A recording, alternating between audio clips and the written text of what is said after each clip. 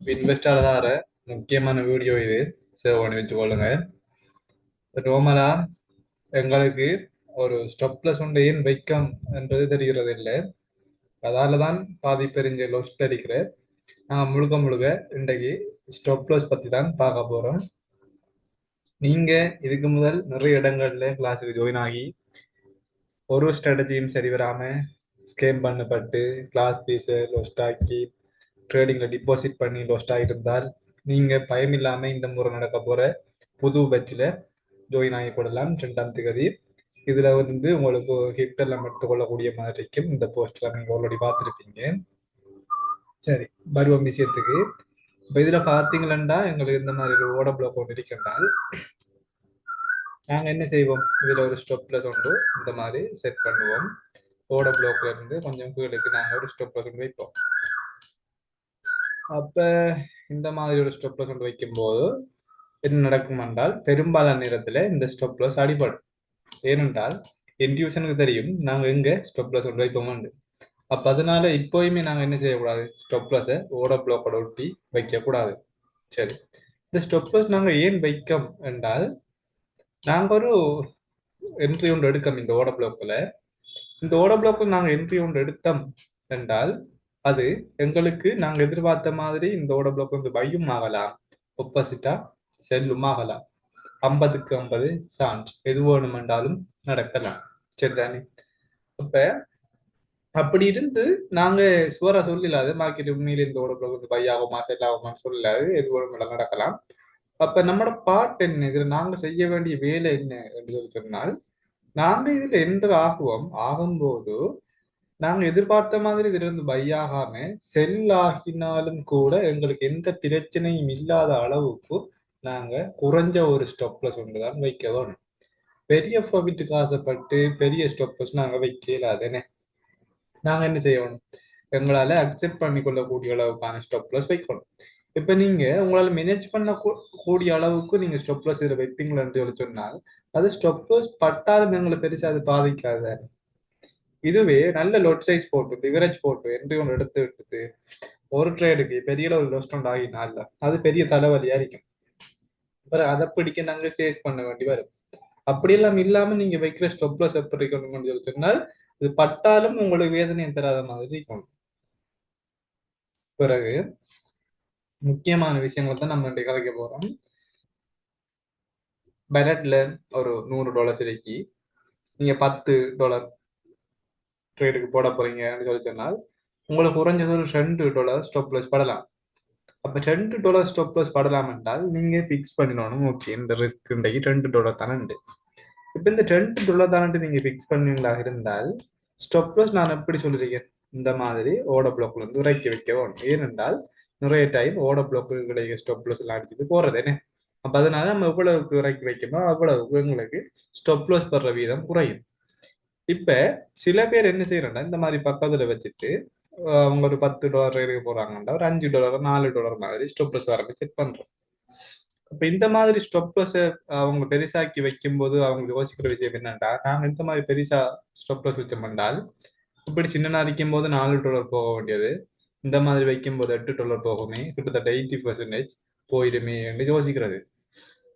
இப்ப நான் சொல்ற இந்த விஷயங்களை மனசுல எடுத்துக்கொள்ளுங்க. நீங்க இந்த மாதிரி ஓட பிளாக் வந்து இறக்கித்தான் ஸ்டாப்லஸ் வைக்க வேணும். அடுத்தது உங்களுக்கு ஸ்டாப்லஸ் இந்த மாதிரி வந்தாலும் சரி அல்லது இந்த அளவு கொஞ்சம் பெருசா வந்தாலும் சரி இப்படி பெருசா வந்தாலும் சரி நீங்க $10 போடும்போது $2 தான் ரிஸ்க் கண்டால் $2 தான் லோஸ்ட் ஆகுற மாதிரி நாங்க லிவரேஜும் லோட் சைஸும் செட் பண்ண வேணும்.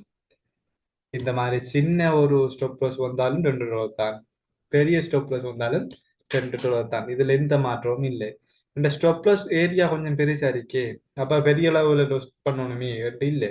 எவ்வளவுக்கு வந்தாலும் உங்களுக்கு $2 $2 தான். அதுக்கேற்ற மாதிரி நீங்க லோட் சைஸ் என்ன செய்யணும், லிவரேஜ் என்ன செய்யணும், குறைச்சு கொள்ள வேணும். சரிதானே? இப்ப நீங்க உங்களுக்கு $500 பேரட்ல இருக்கு என்றால் நீங்க ஃபோரெக்ஸ் செய்றீங்க என்றால் நீங்க ஒரு 30ல இருந்து ஒரு 25ல இருந்து ஒரு $30 லோஸ்ட் ஆகலாம்.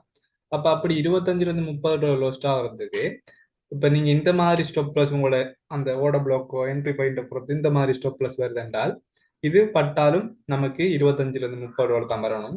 இந்த மாதிரி பெரிய ஸ்டாப் பிளஸ் வர நேரத்திலையும் 25ல இருந்து $30 தான் வரணும்.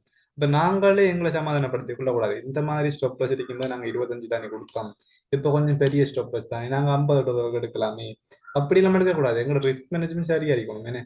அப்ப அதனால ஸ்டாப்லஸ் எவ்வளவு பெருசா வந்தாலும் நாங்க லொஸ் பண்ண போற அமௌண்ட் வந்து சேமா தான் இருக்கணும். எந்த மாற்றமும் வரக்கூடாது. ஒரே மாதிரியான ரிஸ்க் மேனேஜ்மெண்ட், ஒரே மாதிரியான ரிவார்ட். விளங்குதானே? இப்ப நீங்க என்ன விஷயம் படிச்சிருப்பீங்க என்றால், ஒன்று ஓட பிளாக்கோட சேர்த்த மாதிரி ஒட்டி வைக்கக்கூடாது, நிறைய நேரம் அடிக்கும் என்ன. அடுத்தது இந்த மாதிரி பெரிய அளவுல நாங்க இறக்கி வைக்கணும்.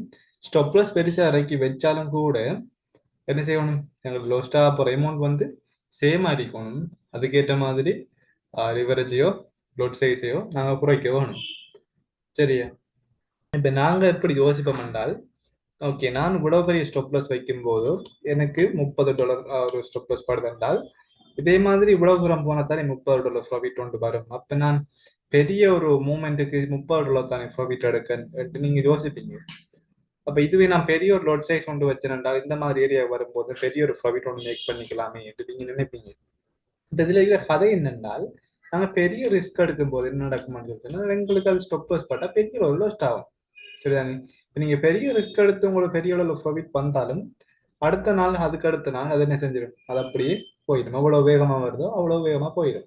இப்ப நீங்க இந்த மாதிரி ஸ்டொப் லாஸை பக்கத்திலே வச்சா என்ன நடக்க போதோ, உங்களுக்கும் அது அதுல இருந்து மார்க்கெட் மேல போனா உங்களுக்கு ப்ராஃபிட் கொண்டு வரும் தான், பெரிய ப்ராஃபிட் கொண்டு வரும் தான். சம்டைம் இது கீழே கொஞ்சம் வந்து ஸ்வீப் பண்ணிட்டு போனா உங்களுக்கு ஸ்டொப் லாஸ் படும் தானே. அப்ப இந்த மாதிரி நீங்கள் ஸ்டொப் லாஸை கொஞ்சம் கீழே இறக்கி வைக்கிறதுனால உங்களுக்கு என்ன நடக்க போகுது, இதுல மார்க்கெட் கீழே கொஞ்சம் வந்து போனாலும் மேலே எப்படியும் போக பார்க்கும். இப்ப இதனால உங்களுக்கு ஸ்டொப்லஸ் படுற வீதம் வந்து குறையறியும். அப்ப ஸ்டொப்லஸ் படுற வீதம் குறையிடும் தான் நடக்கும். எங்களை ஓவராலா நாங்க ப்ராஃபிட் அடிப்போம். எங்களுக்கு பிரச்சனையை ஸ்டொப்லஸ் படுறதானே என்ன. ஸ்டொப்லஸ் படுற வீதம் குறைஞ்சா எங்களோட வின் ரேட் வந்து கூடி இருக்கும். இதான் கதை.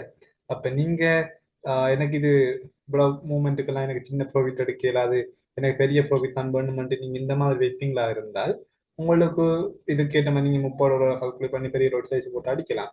அடிக்கும்போது நடக்கும், சம்டைம் இதுல இருந்து உங்களுக்கு ப்ராஃபிட் தரலாம், ஆனால் அதிகமான நேரத்துல உங்களுக்கு ஸ்டாப் லாஸ் படும். சரிதானே? இப்ப நீங்க என்னதான் ஒரு சில ரேட்ல பெரிய பெரிய ப்ராஃபிட் எடுத்தாலும் அடுத்த ரேட்ல எடுத்த ப்ராஃபிட்டுக்கு மேலாத தோஸ்ட் ஆக வேண்டி வரும். அப்ப அதனால ஓட பிளாக்ல வந்து கொஞ்சம் இறக்கி வைங்க. எவ்வளவு தூரம் ஸ்டாப் லாஸ் வந்து பெருசா போயினாலும் நீங்க லொஸ்ட் ஆகிற அமௌண்ட் ஒன்றா தான் இருக்கணும். சரி, அது உங்களோட பேலன்ஸ் எவ்வளவு இருக்கோ அதுக்கேற்ற மாதிரி கால்குலேட் பண்ணி தான் நீங்க இதை செய்ய வேண்டி வரும். சரி, உங்களோட பேலன்ஸுக்கு ஏற்ற மாதிரி ஒரு ட்ரேடுக்கு எவ்வளவு போடலாம், ஒரு ட்ரேடுக்கு எவ்வளவு லொஸ்ட் ஆகலாம்ன்றதை கால்குலேட் பண்ணிட்டு ஸ்டாப் லாஸ் எவ்வளவு பெருசா வந்தாலும் அது அதுக்கேற்ற மாதிரி டொலர்ஸ் என்ன செய்யும், எந்த ஒரு மாற்றமும் இல்லாம எப்படி ஒரு ஸ்டாப் லாஸ் வந்தாலும் ஒரே மாதிரியான டொலர்ஸ் தான் இதுல வரும். சரிதானே? Right. அப்ப இதுதான் விஷயம். இது ஒரு பெரிய ஒரு சீக்ரெட் மாதிரி. என்னென்றால் எல்லாரும் ஓட பிளாக் வீடுக்கு தானே பக்கத்துல விற்பாங்க. அதனால நிறைய ஸ்டொப்லஸ் போறது. கொஞ்சம் லோட் சைஸையும் லிவரேஜையும் குறைச்சி நாங்கள் ஸ்டொப்லஸ் கொஞ்சம் பெருசாக்கினோம் என்றால் எங்களுக்கு லொஸ்ட் ஆக போகிற அமௌண்ட் சேம் தான். ஆனால் எங்களுக்கு அதிகமான நேரத்துல ஸ்டொப்லஸ் படாம போகும். விளங்குதானே? இதுக்காக தான் இவ்வளவு நேரம் இந்த விஷயத்தை பத்தி கதைச்சு நான். ரைட். இதுல டவுட் இருந்தால் நீங்க கமெண்ட்ல போடலாம்.